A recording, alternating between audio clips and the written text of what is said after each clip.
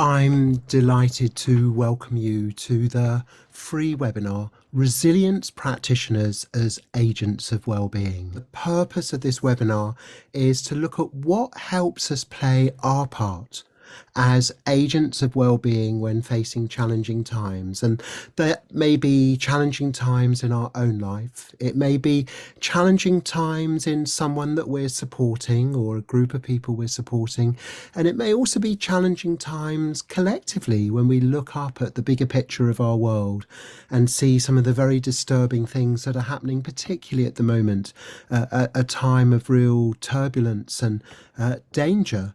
And well, any webinar, any training, there's a kind of narrative arc from here to there, and we're looking at what helps us step more confidently into this role of being a resilience practitioner. A resilience practitioner is someone who engages in practices to support and nourish resilience so that we're better able to help ourselves and help others deal with difficult times. And anyone who's worked with me before will know that I'm a great fan of pictures. I work a lot with pictures. And one of the pictures I really love is this one here. It's the spider diagram. And my friend and teacher, Joanna Macy, she has this lovely term, radical uncertainty, this sense that whatever you look at, there's a not knowing about what's going to happen, and there's better ways it can go and there's worse ways it can go. And in terms of just it's a stance that you can take, just recognizing, wherever you are, whatever you face, I don't know how this is going to go. And in one resilience training program, the Penn Resilience Program, they ask these three questions. They say, what's the best that can happen here? What's the worst that can happen? And what's most likely to happen? And I love this idea of active hope is where we identify what we hope will happen, and then we're active in seeking to make that more likely, make the best more likely and the worst less likely. And so I use this as image of a hand, and we can apply it also to well-being. So well-being is a much used word, and sometimes people say, well, what do you mean by well-being? And I love the question, what does it look like when things go well? What does it look like when things work out well? So you can apply this spider diagram to well-being as a direction, whatever you're looking at, whether it's your own health, whether it's the state of a relationship, whether it's your work situation, whether it's the state in a community, whether it's looking at the bigger picture of our world. What does it look like when things work out well? And that's a direction that you can move in from any starting point. But it's also something we can apply to this webinar here now. And I'm working a lot just recently. Madeline and I are doing another course at the moment called Suha, about sustainable happiness. And one of the things we do is we look at physical gestures as a way of reminding ourselves to do something. And so just thinking of your hand and thinking of each hand, there's better ways it can go, worse ways it can go. Here's me, here's my hand, and I'm going to invite you to do this, and it's something you can do anytime. Just say, okay, spider diagram, there's different ways things can go, and sometimes things can work out better. So that's what, like your thumb, that's better ways.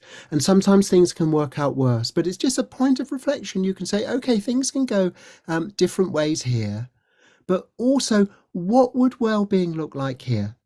What would it look like if things go well? What's my hope? What's drawing me here? What are my hopes that I bring to this?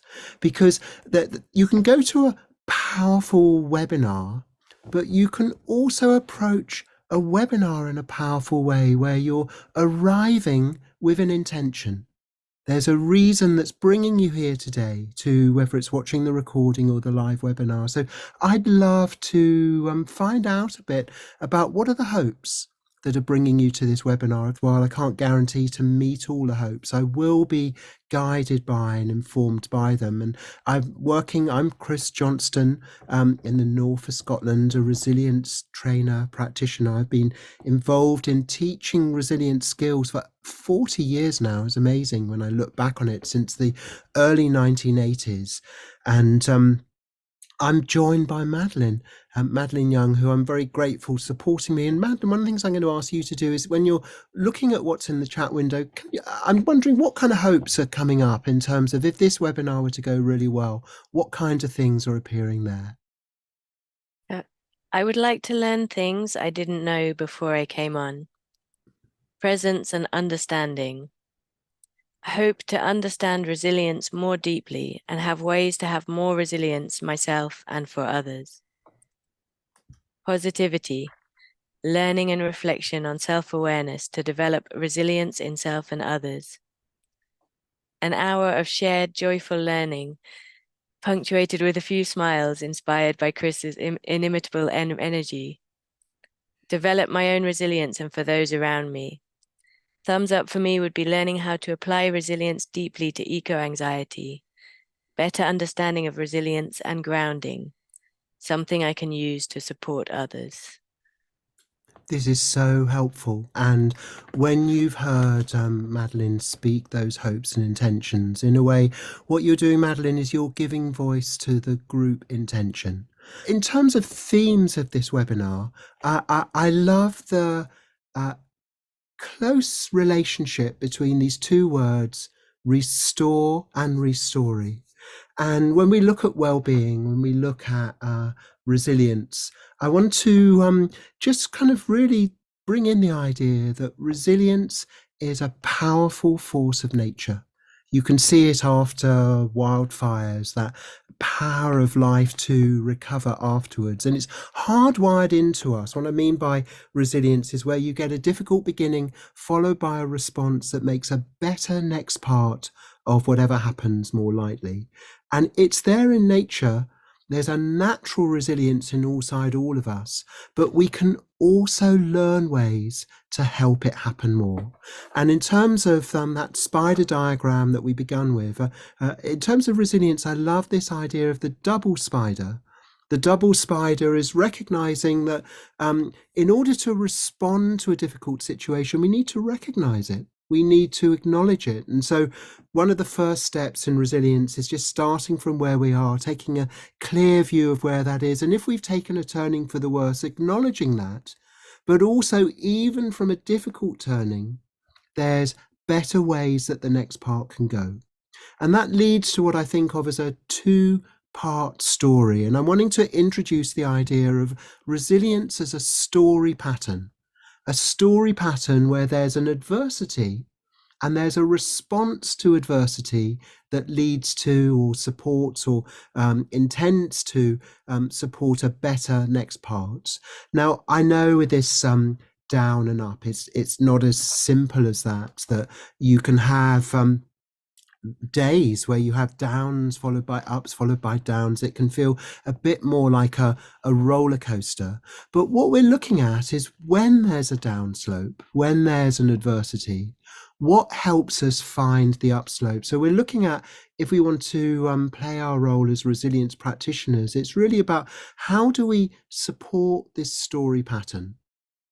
Now, I know when looking at some of the bigger issues, one of the hopes was how to apply resilience in the face of eco-anxiety and acknowledging scary, difficult things happening in our world. And one thing I find very helpful, if we say, I want to make a story of resilience happen, there's a difference between making something happen and helping something happen. I just want you to look at this image here and just compare these two questions. Which square makes the circle happen? It's actually beyond their power. They might say, well, I can't do that. What's the point of even trying? I can't make a circle happen.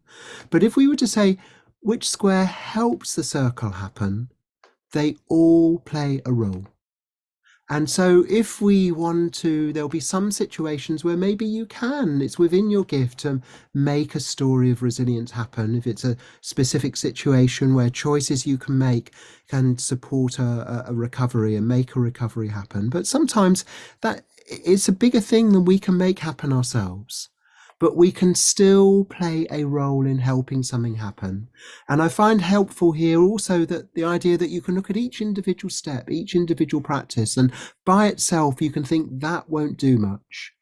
But if we have this idea of larger things can happen through smaller things, and we can apply this to stories, like how do we make a story happen? How do we make the story we'd like to see happen? Um, that may be beyond us, but the circle acts through the squares. Larger stories act through their characters, the people involved.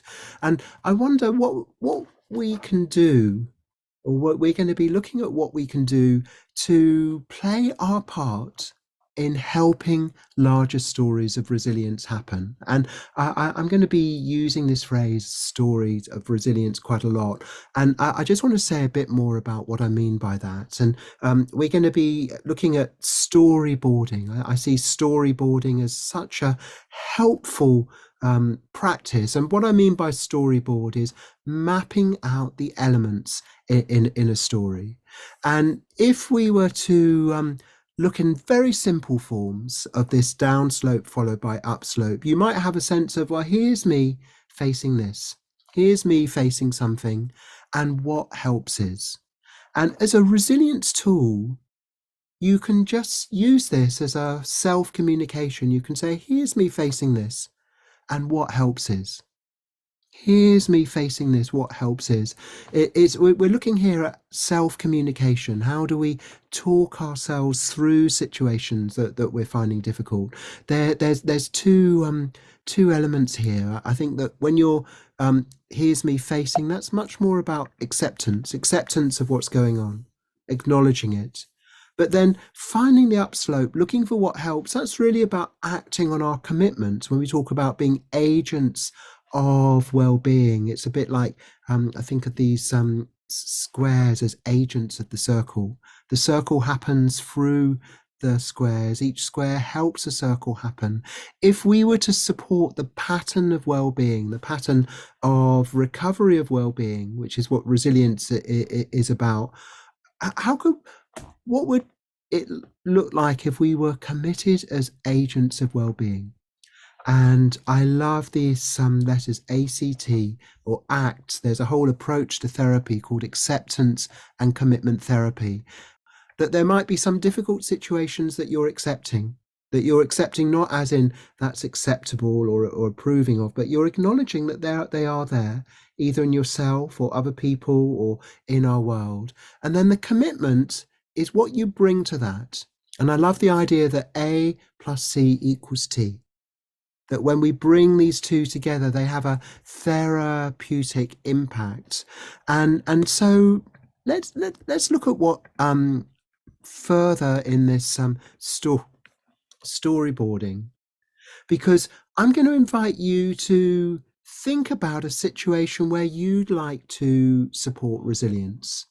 And we can do this at different levels. We can do this at the level of me. So me is kind of like, it might be in your own life. There might be someone else you're supporting.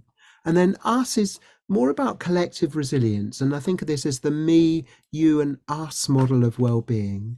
And I'm just going to invite you to use this webinar here now, use your watching of the recording of this webinar here now, to guide you through a storyboarding process where you think about a story of resilience you'd like to support. A story of resilience you'd like to support where there's a down and there's an up. And while you're just thinking about that, I just want to give an example of a story of resilience.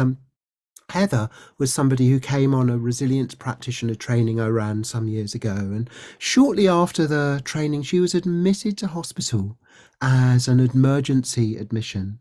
And she said that the question that really helped her was the question, what would a story of resilience look like here? what would a story of resilience look like here? And so that might be, if you're in a situation where you need to call upon your own resilience, a story of resilience might begin with a starting point of, here's me facing. If you're supporting someone else's resilience, it might begin with the starting point, here's me supporting, whoever it is, who's facing ... What is it they're facing? So you might be thinking right now, is there someone you're supporting? Who's it you're supporting? What is it they're facing? Or you might be thinking of a larger collective, a collective challenge. You might be thinking of collective resilience, and you might be thinking more of, here's us. Here's us facing. What are we facing? Let's work through this storyboarding program. And if you've done this with me before, there's knowing it, but there's also doing it. So if you know about it, if you've come across this before, is this something you do?